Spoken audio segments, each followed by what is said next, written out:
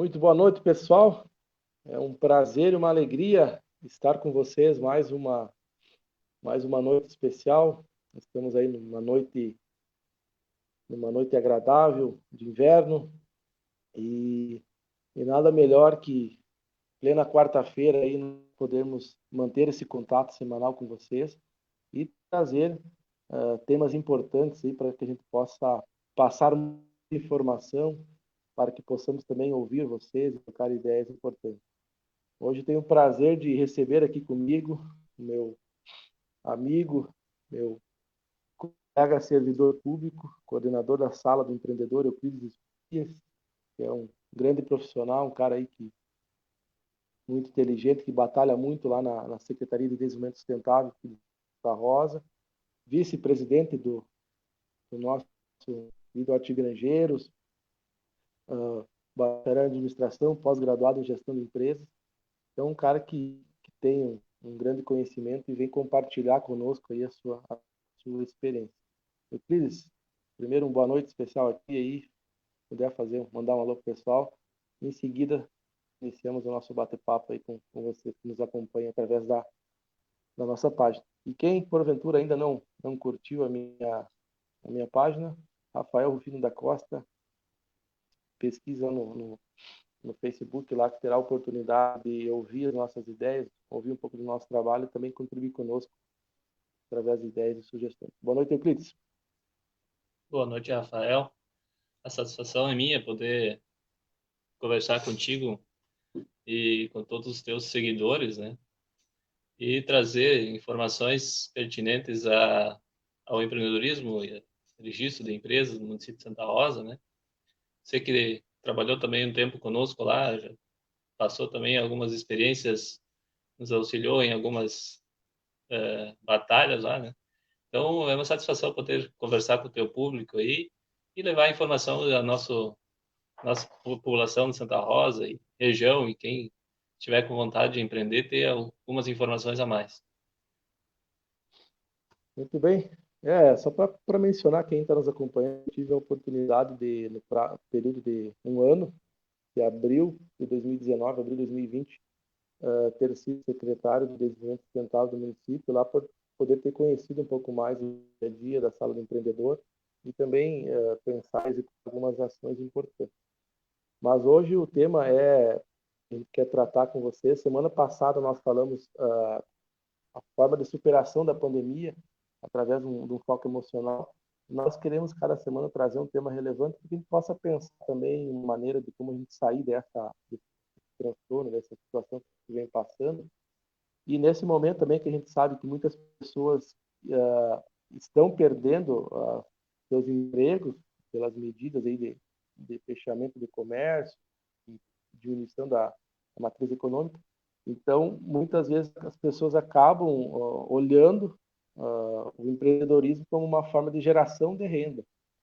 Então, nós temos esse objetivo nessa noite de poder explicar para vocês, principalmente, como eu faço para abrir o MEI, que é hoje uma ferramenta muito prática de abertura de negócio.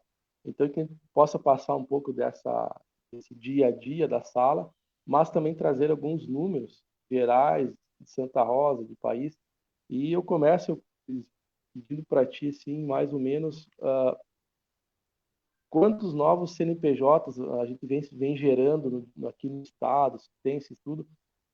Principalmente nós estamos, apesar de estar num momento de epidemia, muitas pessoas estão empreendendo. Então, tem como passar alguns dados mais gerais assim do setor de empreendedorismo no Rio Grande do Sul, em Santa Rosa. Como tu bem abordaste o tema, né? Nós estamos num período totalmente diferente do que a gente está acostumado, né? A gente precisa manter um distanciamento social, as empresas, os negócios estão começando a ter que se adaptar à nova realidade, né? E nessa realidade algumas coisas ficam prejudicadas, outras oportunidades aparecem e algumas pessoas vão perder o emprego, outras vão achar oportunidades de crescimento, né? Então é um momento de instabilidade, mas que a gente precisa também ver com otimismo que essa pandemia, acreditamos que possa passar o mais rápido possível aí. Tem vários estudos já apontando para possíveis vacinas, né? Então a gente tem que começar a repensar e pensar no pós-pandemia, né? Para a gente tentar recuperar de novo esse, não sei se é possível, mas pelo menos fazer o esforço máximo para se recuperar essa economia desse tempo perdido, quase, né? Esse impacto gerado, né? Então, nesse É, com certeza, né, nesse Cudi? A processo, gente sabe. né? É muito normalmente quem tem mais sofre são normalmente os pequenos, vamos dizer, as famílias que têm às vezes um pequeno negócio ou são empreendedores individuais, né? Ou trabalham de forma às vezes até informais, né? E esses vão ter que ter mais dificuldade porque normalmente eles trabalham de dia para comer de noite ou sustentar a família no mês, né? Então, parando um dia, 2 dias, uma semana, um mês, realmente essas pessoas começam a ter dificuldades, né? Ah, E eu lembro, foi, pode falar. foi, não, eu lembro, Cris, quando eu abri minha empresa lá em 2000, acho que eu tinha 19, 20 anos, eu tinha mini mercado e trabalhava com distribuição de bebidas. A minha primeira venda, no primeiro dia de negócio, foi R$ 30, né? E eu fiquei, pô, mas R$ 30 vezes 30, eu vou faturar 900 no mês, né? Então imagina tu ficar aí já com o negócio estruturado, com muitas contas a vencer e ter que parar em algum momento por medo, pelas questões das medidas impostas, né? Mas a gente sabe toda a preocupação que se tem em cima disso e o que a gente também vê. Então, o empreendedorismo muitas vezes vai de uma oportunidade ou também de uma necessidade que a pessoa vem passando. Perdeu o emprego, o que eu vou fazer? Não consigo, está complicado. Opa, vou empreender, vou ter uma ideia empreendedora e começar um negócio. Mas volta a palavra para ti que possa apresentar alguns dados para nós também. Então, isso é um cenário, né? É, como tu abordaste, né? Normalmente as pessoas empreendem, são duas alternativas. É os que empreendem por oportunidade, que vê um mercado sedente por algum produto, por alguma demanda, né? E conseguem fazer um empreendimento já planejado, mais organizado, com um planejamento um pouco mais estruturado, né? E outros, infelizmente, que no Brasil os índices indicam que a maioria é por necessidade mesmo, né? Então é aquela necessidade, ó, perdi meu emprego, vou precisar fazer alguma coisa, né? Então, às vezes a pessoa tem um talento lá e nesse momento cria a coragem de começar a investir nisso, né? E se lança para iniciar um negócio, né? Então, são essas, a maioria das pessoas que hoje a gente também atende na sala do empreendedor, né?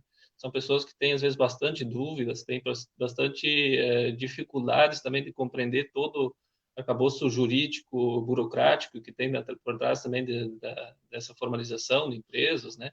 Então, esse é o público que, na sala do empreendedor, busca sempre auxiliar e orientar, e tentar auxiliar no que for possível, né? Então tem bastante coisas que o empreendedor, na hora que cria o CNPJ, ele cria responsabilidades, né, acessórias que ele precisa saber, precisam ser feitas para evitar problemas futuros, né?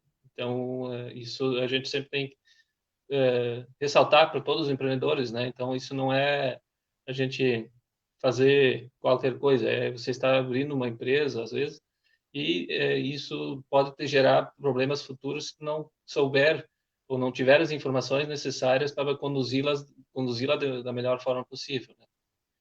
E nessa demanda, como tu me perguntaste no início, a gente tem percebido que a demanda de números de CNPJs abertos, fiz uma média do ano passado e para esse ano, né? E não houve um impacto significativo, nem para cima nem para baixo, né? Em 2019, no ano todo, né, nos 12 meses, houve em torno de 198 mil empresas, novos CNPJs constituídos no Estado. E dentro desses 7 meses, em 2020, foram 91 mil. Então, tem aí quase 98, 100 mil CNPJs ainda a diferença, né? Então, provavelmente o impacto vai ser para negativo, né? O número de CNPJs gerados por essa situação realmente criada pela pandemia. As pessoas hoje estão, as que estavam pensando em empreender, às vezes por oportunidade, recuaram um pouco, né? No sentido, vamos esperar a poeira talvez baixar para a gente ter um cenário novamente, né? E às vezes as pessoas que estão necessitando empreender por necessidade nesse momento também, às vezes fico também com aquele medo, será que eu vou tentar fazer isso agora ou vou esperar um pouquinho, né? Então, a gente sabe que esse momento de insegurança também gera esse tipo de indecisão do empreendedor, né? Então, porque é um compromisso que o empreendedor assume no momento que ele gera um CNPJ, às vezes gera um emprego para alguém, né? Então, ele já fica responsável por mais uma pessoa ou mais uma família, né? Então, isso são Assume uma responsabilidades grande que às vezes, responsabilidade, né? isso, que a gente, Ele acaba que a gente- assumindo uma grande responsabilidade, né? exato, né? Então, hoje, empreender normalmente é a pessoa que busca ou que vai empreender, ele normalmente já tem uma característica a mais de assumir riscos, né? Ele tem aquela coragem de enfrentar os desafios e ir buscar e ir à luta, né? Mas vamos lá. Eu acho que também o que acho que é importante, além de a gente ter essa necessidade de empreender, quero vender, mas também tu estar de uma forma planejada, organizada no seu negócio também, para que sabe que a prazo médio aí acho que não, de 24 meses não dura um CNPJ, né? Então acho que é importante também o empreendedor ter todo esse planejamento, essa organização. Tem aí diversos institutos, acho que o Sebrae também exerce um papel importante de tentar buscar ideias, dicas para que você também consiga empreender certo, né? Não é que faz algo sem planejar, acaba muitas vezes misturando a pessoa jurídica com a sua pessoa física e, infelizmente, acaba não progredindo o seu negócio. Então, acho que essa questão do planejamento, você que está no dia a dia lá, acho que é extremamente importante, né? Que as pessoas tenham em mente e deixem claro isso também para a hora de querer iniciar o seu negócio. A parte de planejamento é uma coisa fundamental, né? Independente, às vezes eu preciso empreender por necessidade, né? Tem que achar alguma coisa para fazer. Mas é importante que a pessoa sente um dia, uma hora e anote e planeje seu negócio, né? Ah, eu vou fazer tal coisa, eu vou fazer como, né? Eu vou atingir meu público, como que eu vou fazer a divulgação desse meu produto? Como que eu vou fazer, como que eu vou definir o meu preço, né? Qual é o meu custo dessa operação, né? Isso a gente percebe no dia a dia que isso é uma dificuldade muito grande dos empreendedores, né? Definir, às vezes, eu defino o preço a um critério ou sem critério, né? Eu acho que eu precisaria tanto, né? O problema é que às vezes esse precisaria tanto não foi calculado, quanto que eu tenho de custo nessa atividade, né? Eu tenho um custo lá, às vezes, de deslocamento, tem custo, às vezes, independente, dependendo da atividade, né? Cada um vai ter algum tipo de custo que muitas vezes é desconsiderado. E no final das contas, lá sobra muito pouco no final, né? Daqui a pouco, se lançar a ser empreendedor se torna inviável por esse motivo, porque ele não planejou e não gera resultado, né? Então, isso é muito importante, a questão de independente se é uma necessidade, mas buscar ver de que forma vai atuar, né? Buscar também divulgar seu produto, né? Um marketing e tentar ver a melhor forma de fazer isso, né? E hoje a Então, gente tem uma ferramenta. pode falar. Oi, Cleides. Não, e hoje a gente tem uma ferramenta muito importante que a gente tem nas mãos aí, que todo mundo está conectado, nós estamos aqui conectados com você aí na sua casa. Acho também de pensar o negócio e usar muito o marketing da internet, porque hoje é muito forte isso. A gente acompanha algumas empresas, alguns segmentos. Hoje de manhã eu participava de um treinamento antes de ir ao trabalho.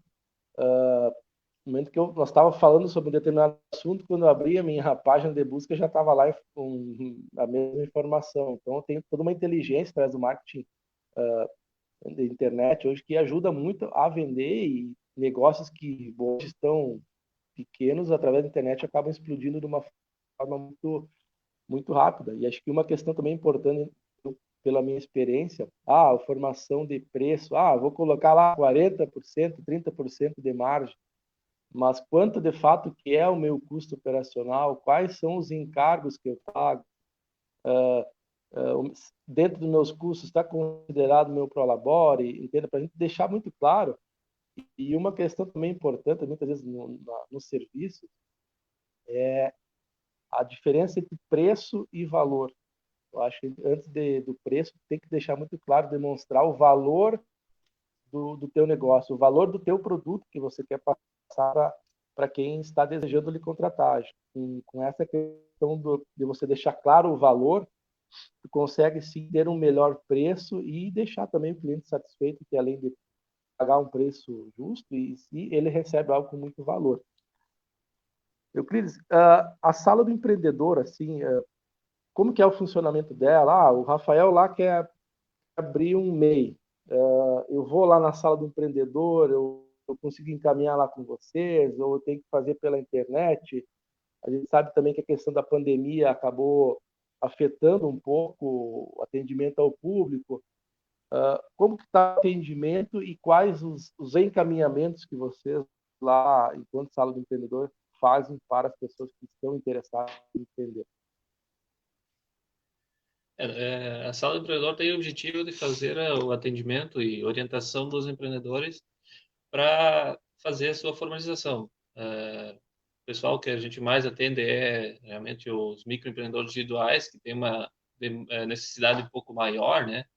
Mas a gente também atende os outros tipos de empresas também, as microempresas, EPPs, grandes empresas, né? Através do processo de encaminhamento de alvarás, de licenças que as empresas necessitam para seu funcionamento. Então, no período normal, né, a gente tem para os microempreendedores auxiliar também um pouquinho nesse planejamento e nessa tomada de decisão em empreender e construir um CNPJ ou não. A gente tem mensalmente uma parceria então com o Sebrae, que disponibiliza um técnico para fazer uma orientação inicial, né? Então a gente reúne uma turma aí de quem quer fazer o seu CNPJ, né? E o técnico do Sebrae então faz toda essa orientação de o que é ter um CNPJ, as obrigações, os direitos de ter, e faz essa orientação. Posteriormente disso, o empreendedor poder decidir, não, eu quero realmente constituir uma empresa. Não, nesse momento, realmente,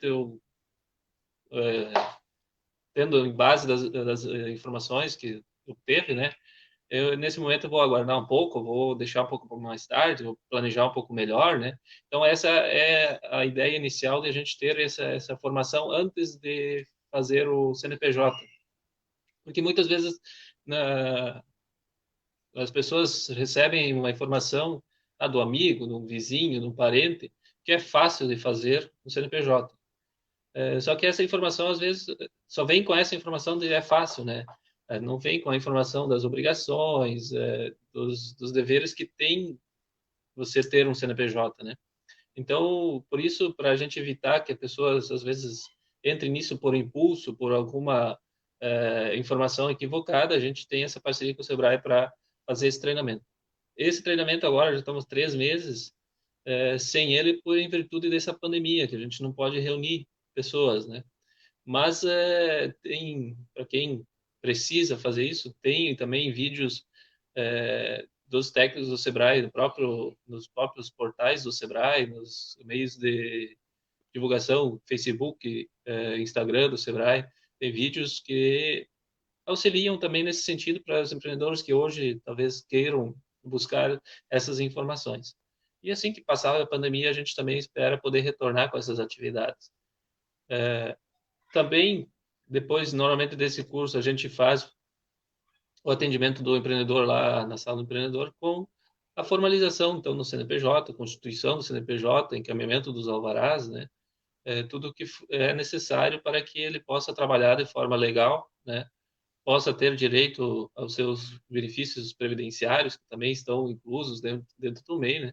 E possa trabalhar de forma regular, ter direito à nota fiscal, ter direito a poder, em caso de eventual acidente, ter um auxílio seguro de acidente ou alguma coisa desse sentido. A gente também tem bastante a questão de empresas normais, que a gente faz o auxílio no encaminhamento do alvará, né? Consultas de viabilidades que são encaminhadas para as empresas. Então, isso também é uma coisa nova que veio nos últimos 5 anos, né? A obrigatoriedade da consulta de viabilidade. Então, consulta de viabilidade é uma ferramenta que faz análise prévia, antes da pessoa construir a empresa, sobre as condições, do que ela precisa cumprir, né? E se o local onde ela vai querer empreender, se lá é permitido ter essa atividade, né? Anteriormente, normalmente isso era percebido somente depois de a pessoa já ter registrado na junta comercial o contrato, ter o CNPJ registrado na Receita Federal, e quando ele chegava na prefeitura, ele constatava que naquela região, na cidade, não poderia ter esse tipo de atividade.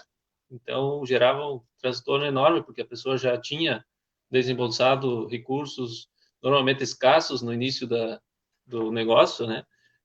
E não pode desenvolver atividade naquele local. Então, a viabilidade traz esse benefício de que o empreendedor já sabe antes de constituir. Não deu certo naquele local, ele já nem dá sequência no processo de constituição da empresa e ele pode ir em busca de outro local, né? Aí, É, evita também, né? Eu acredito que faz todo um transtorno, gere um custo desnecessário que não acaba sendo um prejuízo, já de cara, né? E acho sim, que é importante também destacar lá esse trabalho que vocês fazem lá, e é um trabalho em conjunto com a Secretaria de Planejamento.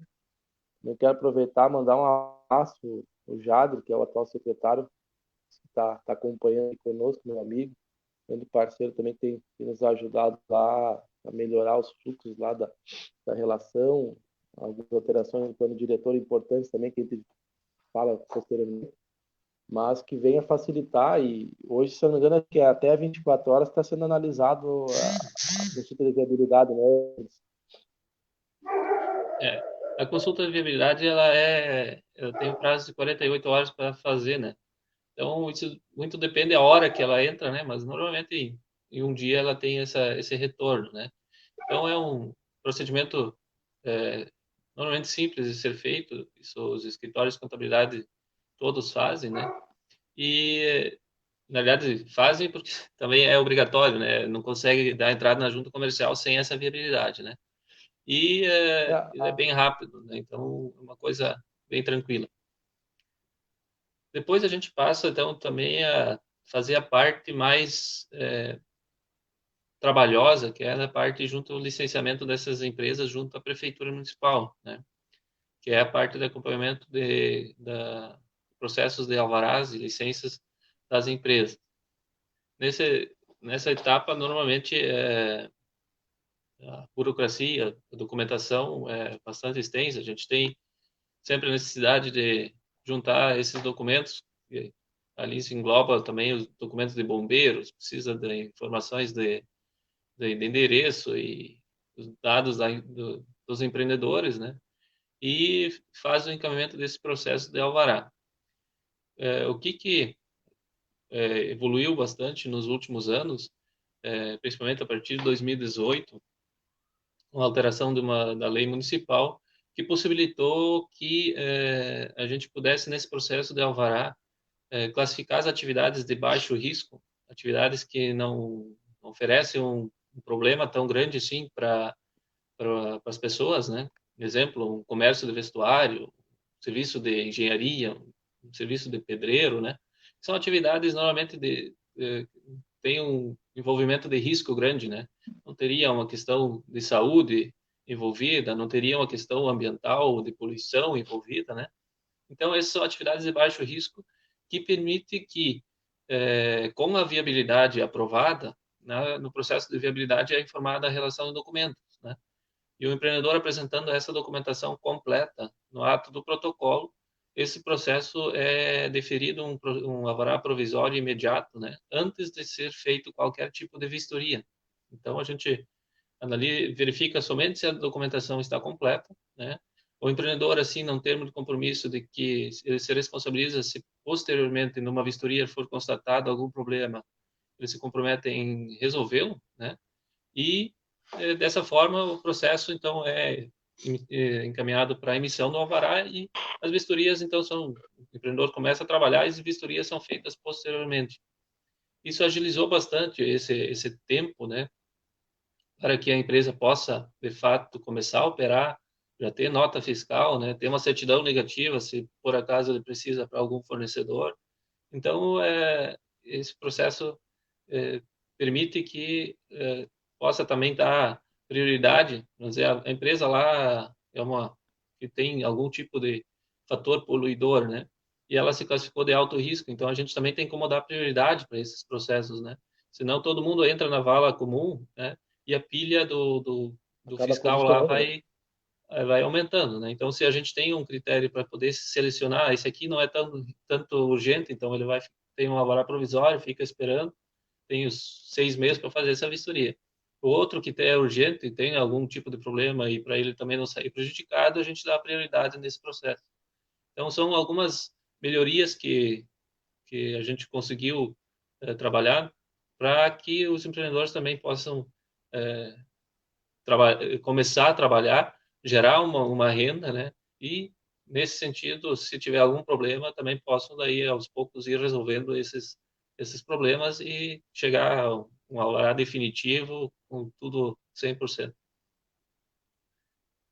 Não, e o que vale destacar também, né, que o decreto que regulamenta todas essas atividades de baixo risco, o nosso decreto é muito mais abrangente que os decretos que saíram até então, né? A questão da liberdade econômica é um assunto também que nós começamos a trabalhar na secretaria e a gente, pelo menos eu tenho esse entendimento que nós precisamos avançar ainda mais nisso e tentar flexibilizar ao máximo. E tu teves um papel muito importante na construção de toda essa sistemática que a gente vem tendo hoje de destaque, nível de Estado, reconhecimento, pela agilidade que a gente tem, mas a gente precisa também construir alternativas para tudo que nós puder desburocratizar, tudo que nós puder flexibilizar, obedecendo sim a legalidade. A gente também acho que é um caminho que é preciso trabalhar e vocês, a gente vê que tem essa vontade, esse interesse em querer ajudar a construir e desenvolver essas ideias. Eu Na fiz uma realidade, a gente... pergunta que a gente acaba recebendo, mas antes disso às vezes eu olho para o lado porque eu estou acompanhando aqui no meu note alguns comentários e então quero só deixar um abraço aqui para Jones, minha amiga lá de Tucunduva, minha parceira de caminhada, a Carol, a dona Eleni de Bairros, minha grande amiga lá da bairro Sulina, a Rosane Lopes, lá do bairro Cruzeiro, da Valdemar Cusone, Darcy Villan, meu parceiro, líder comunitário lá da Vila Nova, grande amigo. Eu deixo aqui um abraço pela parceria e que estão me acompanhando. Também passou aqui a minha amiga ex-prefeita, assessora do nosso deputado Mar Terra, Vanice Matos, deixou um recado para nós, está acompanhando, a Cate, e a dona Genoema, minha colega de Fundação Gaúcho do Trabalho, Leandro Felipe, me deu uma pergunta interessante, fazer, uh, como se fazer para um empreendedor de eventos sobreviver nessa pandemia. É uma questão bem complicada, a gente sabe, eu tenho na família meu irmão que trabalha com eventos aí, que aí há 4 meses sem, sem poder participar. Mas então, eu quero agradecer a audiência de vocês aí que estão nos acompanhando e que possam continuar contribuindo. E eu fiz uma pergunta. Quero ser um MEI, quero legalizar o meu negócio que está, porventura, informal. quem pode ser MEI, quais que atividades, tem limite de faturamento, não? O que pode destacar para nós também? Eu já sou sócio de uma outra empresa, eu posso abrir um MEI igual para outra atividade? Nessa linha aí de pensamento, se eu posso contratar funcionários, quantos? Poderia dar uma explicação também para as pessoas que nos acompanham um pouco mais sobre o MEI. Ok.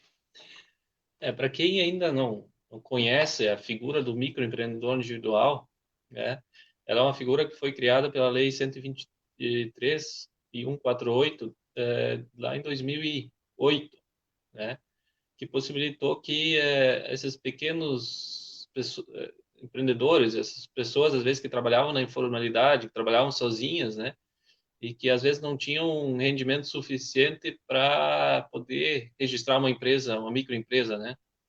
Então, para esse público foi criado então o microempreendedor individual, que é a categoria menor da menor empresa que existe hoje na nossa legislação. O microempreendedor individual ele tem 4 condições para ser enquadradas, né? Uma delas, ela verificar se a atividade que ele vai fazer se enquadra com o microempreendedor individual. Então, na lei federal, foi classificado as atividades que podem ser como microempreendedor individual. Então, hoje existem 1.300 e poucas atividades econômicas, né, uma classificação do IBGE, e dessas 1.300, em torno de 450 se enquadram dentro do microempreendedor individual. Então, são atividades mais artesanais que podem ser feitas de forma individual, né?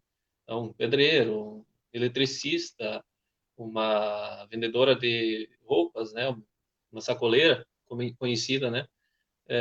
Então, esse público pode fazer, então, o microempreendedor individual. Então, isso é um requisito, a atividade ser permitida dentro do microempreendedor individual. O segundo é que essa empresa só pode faturar o máximo é R$ 81.000 no ano, ou 6.750 por mês. Então, ele não pode, ele tem essa limitação de valor de faturamento, né? Então, a empresa tem que ficar dentro desses padrões. Na hora que ela passar desses valores, ela já migra automaticamente como microempresa, né? Então, passa para outra categoria de empresa. Também o empreendedor ele não pode ter vínculo com outra empresa, né? Eu digo vínculo, não pode ser sócio, né? Não pode ter uma empresa, mesmo que ela esteja inativa, não estou trabalhando, mas ela não está baixada na Receita Federal e na Junta Comercial, ele consta ainda como sócio dessa empresa, então ele não vai poder aderir ao microempreendedor individual. Então tem que ser a única exclusiva atividade dele como microempresa. Isso não quer dizer que às vezes o empreendedor não tenha uma carteira assinada, né? Isso é permitido ele ter um outro trabalho, né? Mas ele não pode ser sócio de alguma outra empresa. Nesse sentido também, a quarta regra é que ele não pode ter vários funcionários, né? O que a lei diz? Que ele pode ter um auxiliar, né? Então, uma pessoa que auxilia ele na atividade que ele vai fazer, né? Então, um pedreiro lá, ele pode contratar-se na carteira lá para um servente para ele, né? Ele pode ter um auxiliar que possa ajudar ele, né? Ah, alguém vai ter lá uma loja de roupas pequena lá no bairro, ele pode ter um funcionário que faça talvez a faxina, ou seja, também auxilia na venda, né? Então, atividades bem estritas, né? Então, são essas 4 regras principais que o microempreendedor precisa se enquadrar. Se ele descumprir uma dessas, ele vai ser excluído e vai para uma outra categoria de microempresa, né? Que é uma categoria daí já um pouco maior. Quais obrigações que ele tem de forma mensal, o custo dele de impostos, de questão previdenciária, tá acessando aqui também aproveitar aqui, a gente está disponibilizando na tela o site da Sala do Empreendedor. Ali também tudo que a gente tá conversando com vocês aí também tem as informações necessárias. Nós temos ali os documentos que são necessários para caminhar, ou quais os serviços prestados. Acho que é importante também quem está nos acompanhando anotar esse site, qualquer dúvida, acessar lá, e também tem o telefone da Sala do Empreendedor para que possam também ligar lá para vocês, lá para a equipe. E vamos aproveitar, né, Plis, mandar um abraço para toda a equipe da Secretaria de Desenvolvimento Sustentável, colegas valiosos que a gente teve a oportunidade de aprender muito com eles e que fazem um brilhante trabalho lá, tanto na parte do ambiente, na parte da economia solidária, turismo, mas também no desenvolvimento lá, que é a área que o nosso amigo Eloir Moreira, diretor da pasta lá, e juntamente com o Cris, tocam lá em frente e muito bem. Então, pessoal, aí tem essas informações, 3511-5100, ou no site também, e qualquer dúvida, o pessoal está à disposição. Voltando aí, Cris, quais são os custos mensais que ele tem por ser um MEI? Que a gente sabe que ele tem a cobertura previdenciária, tem os impostos que estão embutidos, o que ele sai pagando já no mês subsequente que ele já faz a sua formalização. Vou aproveitar aqui que a gente está no site ali, na página inicial do site. Esse site que é da Sala do Empreendedor, ele reúne todas as informações que as empresas necessitam para fazer o seu licenciamento junto à prefeitura. E como nós estamos falando do MEI aqui, no início, ali na aba, se conseguir rolar um pouquinho para baixo, na aba tem formalização, ali na parte do MEI, ele tem os links diretos ali para fazer o MEI. O MEI hoje ele é feito todo online, né? Ele não precisa de escritório de contabilidade para fazer o registro, né? Ele faz ele direto no portal do empreendedor. Então ali tem abrir ou alterar seu MEI. Você vai clicar ali e já vai estar dentro do sistema para você fazer o seu CNPJ. Quem às vezes está nos acompanhando aí já se animou e quer fazer a empresa, né? Ali já tem a opção direta para fazer o CNPJ. Nesse campo ali também, os empreendedores que, depois de ter formalizado, ele já tem ali para fazer a emissão da guia da sua contribuição, que é os impostos, né? Que você perguntou, né? Então, hoje, o imposto do MEI, ele é fixo. Ele não tem tributação sobre o valor da nota ou do faturamento que ele vai ter, né? Ele vai ter fixo, né? Então, ele tem três valores. Um que é o INSS dele, né? Então, a guia já vem com o valor do INSS do empreendedor, né? Se ele tiver um empregado, ele vai precisar fazer o recolhimento complementar do empregado, né? Mas do empreendedor dele, da pessoa, já consta o valor, que é 52,25 hoje. É 5% do salário mínimo, né? Então, assim que o salário mínimo vai variando, vai aumentando anualmente, vai variando esse valor. Para quem tem atividades de serviço, que incide daí imposto municipal, né? Esse imposto também é fixo no valor de R$ 5, né? Então, você tem lá um serviço de pedreiro, você vai pagar os 52,25 mais R$ 5, né? Ou quem tem uma atividade de comércio no seu CNPJ vai pagar R$ 1 de ICMS. Então, esses são os três impostos que formam o valor da DAS do microempreendedor individual.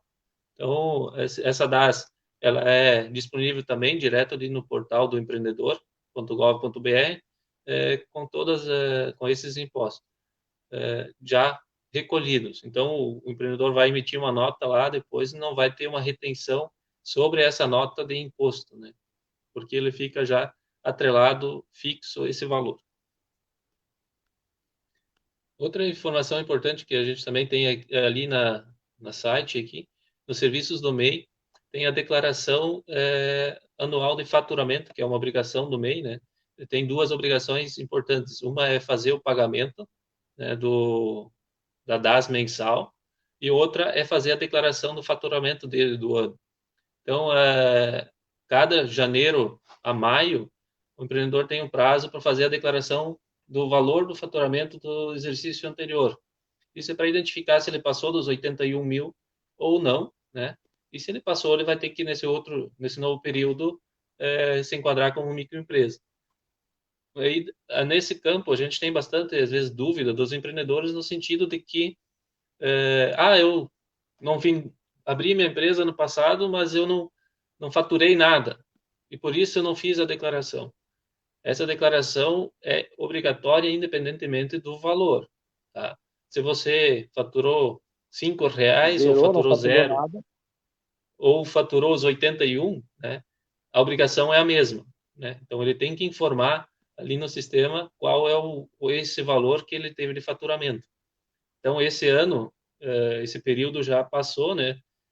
O prazo se esgotou. Então, se os microempreendedores que estão nos ouvindo aí ainda não fizeram essa declaração por alguma razão, agora continua necessário fazer.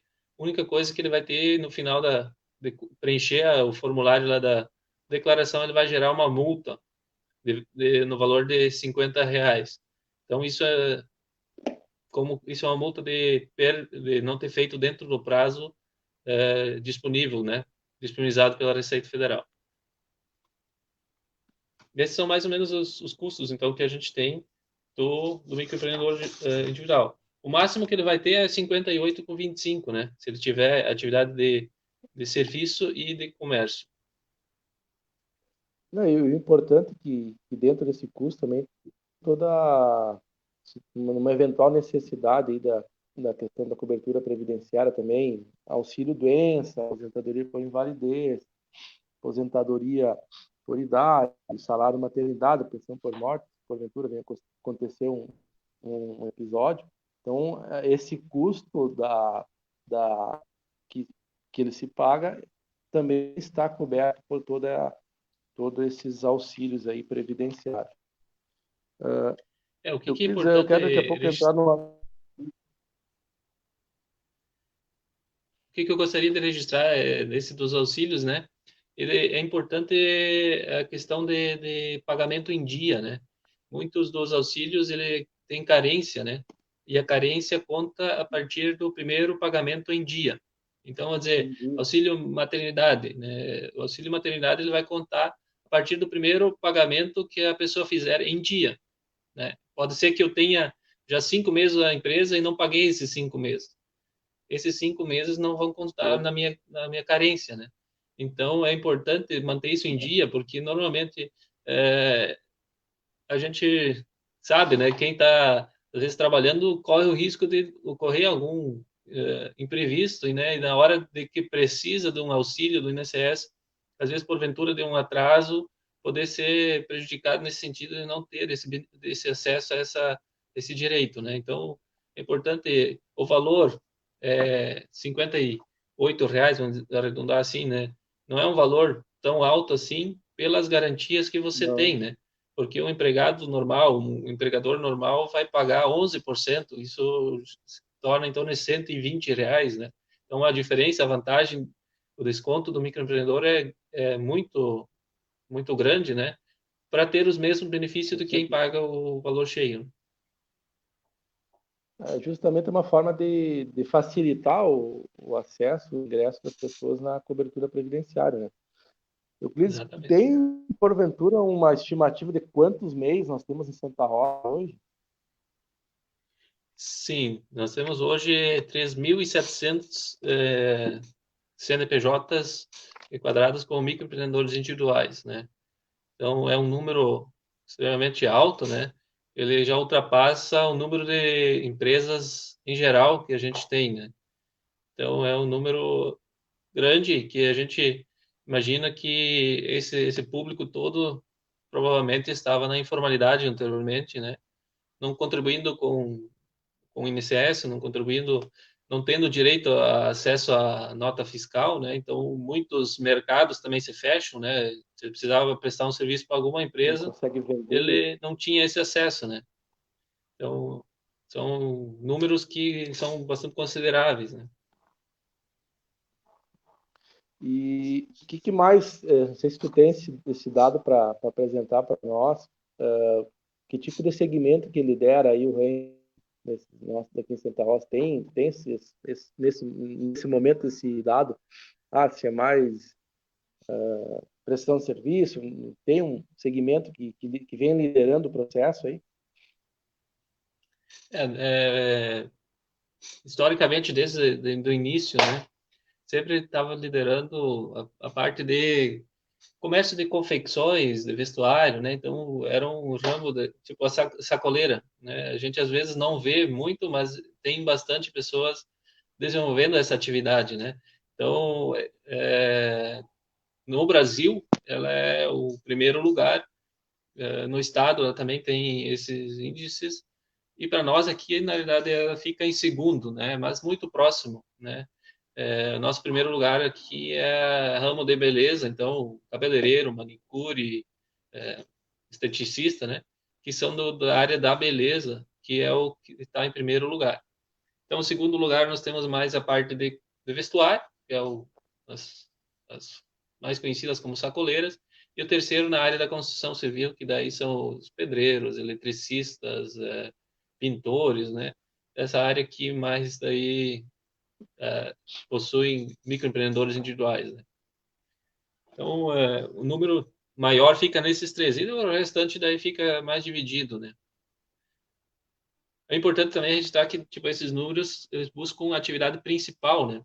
Às vezes a pessoa tem uma atividade principal lá e na secundária tem outras, né? Então, às vezes, o pedreiro é pintor, ele é eletricista, ele é encanador, né? Motor, Então, eletricista? esses números não contam nesses índices porque ele conta sempre a atividade principal. Então, às vezes pode até ter muito mais pessoas, vamos dizer, nessas três áreas aí, que a gente não tem nas estatísticas por causa desse filtro, né? Não, legal. Quero aproveitar e mandar mais um abraço aqui para Lúcia Lens, Jair Almeida, um amigo, ex-colega de faculdade, presidente do meu partido MDB, e a Ilka Maria, vizinha lá da bairro Sulina, amiga nossa. Agora eu quero entrar num tema que me demonstra muita alegria e fico muito contente de poder falar desse programa, porque foi uma das missões, um dos projetos que a gente tinha como prioridade lá na secretaria, dentre outros, que era criar um programa que pudesse facilitar o acesso ao crédito aos empreendedores da nossa cidade. Além da facilitação do acesso ao crédito, que nós pudéssemos ter um crédito competitivo, desse condição de fato para quem vai empreender conseguisse um crédito com baixo custo. E, como eu falei antes, eu fui empreendedor, comecei a minha empresa com R$ 600 emprestados na época de uma tia e posteriormente precisei acessar mais crédito e o custo foi muito alto pelas diversas, mas por não ter esses programas. Depois o Estado lançou um programa, Gaúcho Microcrédito, que foi um grande programa também que financiou aí mais de R$ 500 milhões, foi gerenciado aí pelo deputado federal e amigo nosso, Maurício Zedric, também tinha juro baixo, uma facilidade. E eu, então, entrei lá na CPTI com essa vontade de criar algo diferente, de sabendo, conhecendo a realidade. Então, a gente conseguiu, através do trabalho com a secretaria, mas também com o apoio do prefeito Vicínio, nosso vice-prefeito, a colega secretária Leila, à época da Fazenda, nós conseguimos um recurso para viabilizar o programa Desenvolver. E o programa Desenvolver foi um programa criado justamente para ter um crédito acessível e também tivesse uma taxa de juros subsidiada.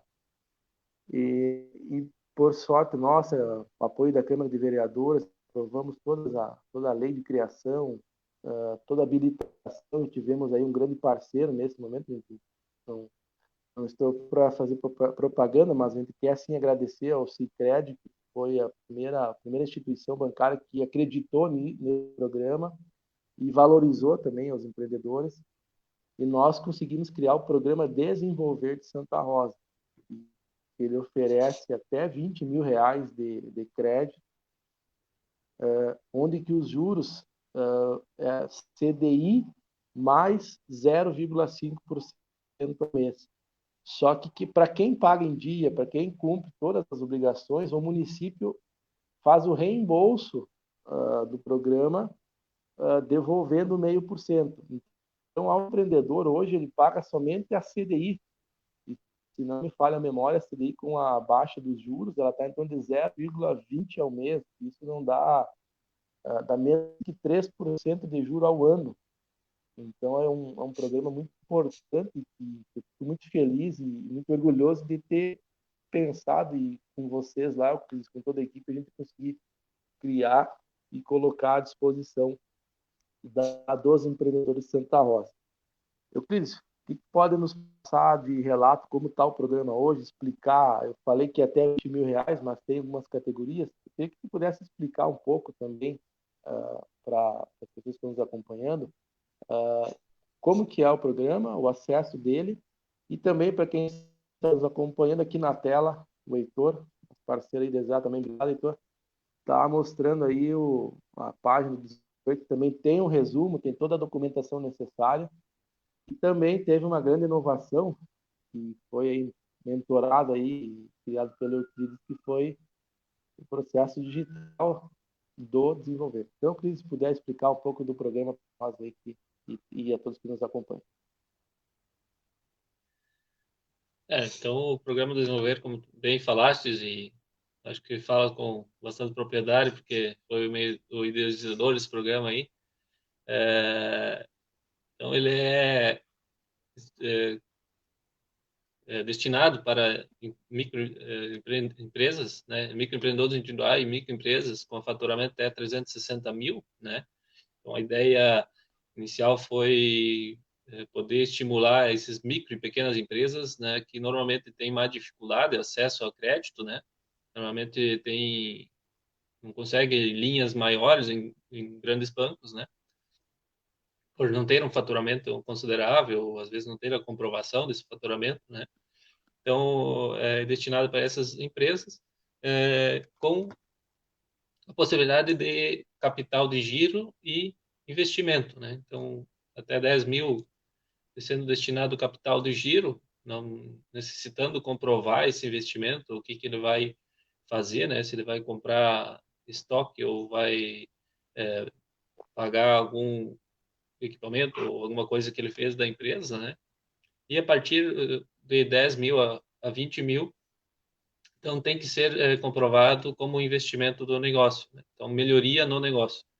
Então, até 10 mil ele tem isso para incrementar no seu estoque, melhorar o seu fluxo de caixa, às vezes, por pagar contas ou alguma coisa assim. E a partir de 10 mil, então, é investimento. Então, eu preciso melhorar a minha infraestrutura, eu preciso ter uma nova máquina, eu preciso alguma coisa que possa possibilitar que eu possa trabalhar mais e melhor e oferecer um serviço melhor, né? Então, essas são as duas faixas que contemplam, então, o microcrédito. Como tu falaste, né, o juro, então, é, é fixado através desse contrato que a gente tem com a instituição bancária, né? É 0,5% mais o CDI, né? Então, ano passado, quando esse processo foi pensado, né, o CDI estava em torno de 0,5, 0,52, né? Então, era 0,5% que o empreendedor ia pagar. E hoje, com essa diminuição do Selic, ele está 0,21, né? Então, cada dia está sendo mais vantajoso, né, para o empreendedor que faz esse pagamento em dia, né, e recebe então esse 0,5 de volta. Então, o juro na realidade para o empreendedor fica quase bastante baixo, né? Então, bastante viável, né, nesse sentido. As operações, então, hoje a gente está operando, então, por enquanto, só com um banco credenciado. O credenciamento está aberto, né, para outras instituições bancárias que desejam também operar dentro desse programa, né? Então, o credenciamento está disponível qualquer momento outro banco pode vir também a se credenciar e oferecer também esse crédito aos seus clientes. Hoje a operação, então, funciona primeiro com a busca por uma das agências do Sicredi, que é o que está operando hoje, né? Para que ele faça análise de crédito e depois ele faz a solicitação via site, como o Heitor está mostrando ali, na solicitação de formulário, no solicitação de crédito, formulário, ele vai fazer a solicitação de enquadramento no programa. Ele vai apresentar a documentação e vai nos enviar digitalmente esse processo, né? E assim que a gente tiver análise desse processo, ele já é deferido, já é emitido o documento que ele vai deixar na instituição bancária para se credenciar esse programa. Então, é um procedimento bastante simples, né? Bem tranquilo. O prazo é Não sei se 30, tu tem... 36 vezes, né, Euclides? Ah, é. Sim, o parcelamento ele pode então fazer até 36 vezes, né? Então isso ele faz a opção, né, de quantas vezes, depende do valor que ele vai pegar, né, e qual é o valor de prestação que ele também pretende pagar, né? Fica melhor, né? Então ele pode optar até Uhum. 36 vezes. Mas também conforme a capacidade também de pagamento, conforme a empresa, seu faturamento, né? E ele pagando em dia, dias após o vencimento, o banco manda um relatório para o município deposita o recurso para a instituição e ela acredita a parte do subsídio do município diretamente na conta do empreendedor. E, Euclides, quanto nós já operamos, quando eu deixei a paz, acho que estava em torno de R$ 1 milhão, 1,2 milhão, uma coisa assim. Quanto nós temos já operacionalizado hoje em Santa Rosa, muito crédito, e quantos contratos, quantas empresas mais ou menos tem? Sim, nós estamos hoje em torno de 2 milhões e 300 mil de valor já emprestado via o programa, né? Tendo realizado mais ou menos, hoje, o número que levantei, 156 operações de crédito. Então, estamos aqui uns 9, 10 meses com o programa andando, né? É um volume Ele começou em considerado, dezembro. né, pelo número de empresas, né? Uhum. Mas que bacana, pessoal. 2,3 milhões de recursos investidos nas nossas empresas, na sua empresa, que foi acessar, e a gente teve a oportunidade de ouvir diversos relatos importantes de pessoas abrindo seu negócio, podendo expandir o seu empreendimento. Então, é um programa que, de fato, nos deixa muito alegre, muito feliz em poder ver esse resultado fantástico, aí, mais de R$ 2 milhões, que é recurso que é investido aqui em Santa Rosa. E esse recurso, muitas pessoas que estão fazendo os investimentos, que é aquela linha acima dos R$ 10 mil, acaba adquirindo o seu material, os seus equipamentos aqui na cidade, em grande parte. Então, é um recurso que acaba circulando e favorecendo todo o nosso ciclo econômico de Santa Rosa. Então, de fato, um grande programa que foi criado e a gente fica feliz nessa continuidade que ele vem dando. Mas, Euclides, o papo tá bom, acho que teve uma oportunidade bacana aí de passar diversas informações às pessoas, e lá nos comentários na página também consta o endereço, tanto do Desenvolver quanto da Sala do Empreendedor. Qualquer dúvida lá, quem ainda não clicou, Rafael Rufino da Costa, minha página no Facebook, lá tem os links, você vai direto à, à página da Sala do Empreendedor, do Programa Desenvolver, e tem as informações necessárias. Antes de eu fazer o encerramento, eu queria te agradecer aí pela oportunidade de transmitir seu conhecimento, que é um cara bacana aí, parceiro de trabalho, um cara muito inteligente aí, que batalha muito pelas empresas. Pudesse fazer seu encerramento aí, depois eu volto aí para deixar minha mensagem final. Primeiro, eu quero te agradecer, então, essa oportunidade de a gente poder também levar essas informações, principalmente ao teu público e teus seguidores e demais pessoas que vão assistir a live no momento futuro, né? E que sempre é importante a gente poder ter meios de divulgação desse trabalho, né? Eu primeiro também quero agradecer a toda a minha equipe lá da Sala do Empreendedor, né? Os colegas que fazem o atendimento no dia a dia lá são a, o rosto, né? Que faz a Sala do Empreendedor. A Sala do Empreendedor não é o Euclides, é uma equipe que a gente tem lá. Todo mundo trabalha empenhado e se dedica ao máximo para atender da melhor forma possível, né?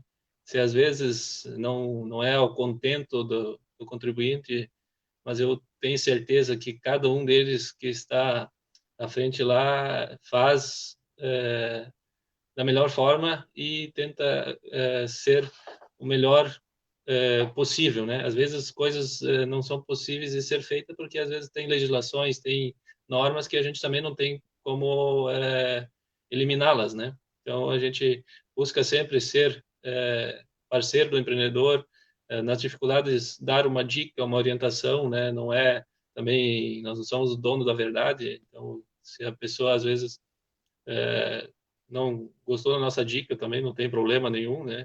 Mas a gente sempre tenta ser Claro. algum elo que possa construir e melhorar esse negócio, né? Então, muitas coisas a gente também vê que a gente precisa evoluir, né? A evolução tem que ser constante, a gente não pode pensar que a gente deu um passo, agora a gente pode sentar e esperar o tempo passar, né? A gente tem que pensar como vai ser o próximo passo, né? Então, isso é importante a gente sempre ter uma equipe unida e uma equipe comprometida com o trabalho que faz esse resultado que a gente às vezes tem de receber um elogio ou uma crítica também, que a gente também pode errar e pode ter falhas, né? O importante sempre é tentar acertar. Eu acho que isso a minha equipe tem de sobra, né? Essa vontade de querer acertar. Também quero Aqui, vamos dar aproveitar aqui, salva de palma à distância para eles lá. vou E um aplaudi-los. abraço para o Kim. Abraço para o secretário Kim também, que deve estar nos acompanhando aí. Também, servidor da casa, Um parceirão lá abraço. nosso. Kim também já Brigadão, Cris. é parceiro há bastante tempo, né? Então, a Sim, gente companheiro agradece lá. também essa parceria por dar todo esse apoio para nós, para poder também desenvolver esse trabalho. Show de bola. Também agradecimento especial a todos vocês que estão nos acompanhando aí, curtiram, compartilharam, comentaram. A gente fica muito contente em poder ter essa oportunidade. E antes de encerrar, eu quero fazer um convite especial para vocês. Sexta-feira, uma live especial vai ser às 11h29 da manhã. Eu estarei recebendo aqui na minha página a secretária de Estado do Trabalho e Desenvolvimento Social, Regina Becker. Uma grande oportunidade que nós estaremos falando sobre a Lei da Solidariedade, que é uma forma que as entidades sociais podem captar recursos públicos do governo do Estado através da destinação pelas empresas do ICMS que elas têm que pagar. Elas acabam incentivando os projetos financiados aqui no município e também depois elas têm o abatimento e é um recurso que, em vez de ir a Porto Alegre, como se diz, e depois nós temos que buscar, a gente tem a oportunidade de poder buscar desenvolver bons projetos, criar boas ideias e mostrar para o nosso empresário que Santa Rosa é um exemplo de empreendedorismo, de lideranças comunitárias, de pessoal que abraça a causa mesmo. Então, a gente possa construir esses projetos aqui e desenvolver as ações aqui na nossa cidade. Então, sexta-feira, 11h29, a secretária Regina Becker, prazer poder estar recebendo ela aqui, está aqui o convite na tela, estaremos recebendo aqui para poder dialogar com vocês. E também, eu quero, para encerrar, eu vou ler uma parte do discurso do Guilherme Benchimol, que é da CEO da XP Investimentos, e é uma empresa que começou numa sala de 20 metros quadrados em Porto Alegre e hoje é a maior corretora de valores no país, aí, mas o cara é bilionário, uma empresa bilionária. E ontem eu tive a oportunidade de acompanhar um masterclass dele, uma palestra dele, e procurar também ler e conhecer a história dele. E a história dele é a história de muitos que aqui estão nos assistindo, muitos que nos assistiram, muitos que ainda vão nos assistir, essa live ficar gravada. É uma história de começar pequeno, mas acima de tudo de sonhar grande, de acreditar e agir. Mas também, principalmente nesse momento que nós estamos passando, de nós tentar se readaptar, se realocar. Então, o Guilherme Benquimol começou numa sala de 20 metros quadrados em Porto Alegre, ele mais um sócio e 2 funcionários. Daí ele perdeu 2 estagiários. Ele perdeu um estagiário e que não tinha como assinar a carteira dele, efetivar ele, acabou saindo para trabalhar numa outra empresa. Aí a outra estagiária, na época, pediu para sair também, e eles não, se sair, fecha a empresa, né? Então, acabaram oferecendo uma sociedade para ela, na época de 10%, mas também não tinha rendimentos, e ele conta na sua história que ele acabou pedindo um recurso emprestado, na época, R$ 5.000 para um amigo dele, para fazer a mudança de Porto Alegre a São Paulo, que ele não queria mais porque ia lá trabalhar, já tinha emprego arrumado, tudo. Mas, pensando o que ele poderia fazer, surgiu uma ideia. E acho que é um momento importante de nós, empreendedor, nos questionarmos, fazermos perguntas para o nosso consciente e pedimos também a bênção e a iluminação e ideias do nosso mestre maior, nosso Deus, e que a gente pode fazer também para se superar nesse momento. E eles, na época, a bolsa caindo, com muita dificuldade, ninguém tinha vontade em querer investir. E eles descobriram um nicho e fizeram um teste. Vamos fazer um curso para ensinar as pessoas a investirem na bolsa de valores. No primeiro momento fizeram o curso, já fizeram um caixa, porque eles venderam o curso, fizeram investimento na época, acho que no jornal, tiveram essa despesa. Aquelas pessoas que fizeram o curso com eles para aprender a investir, conhecer o mercado, já um grande percentual já se tornaram clientes. Daí eles notaram, opa, acho que vamos investir na educação para nós tentar buscar o nosso cliente.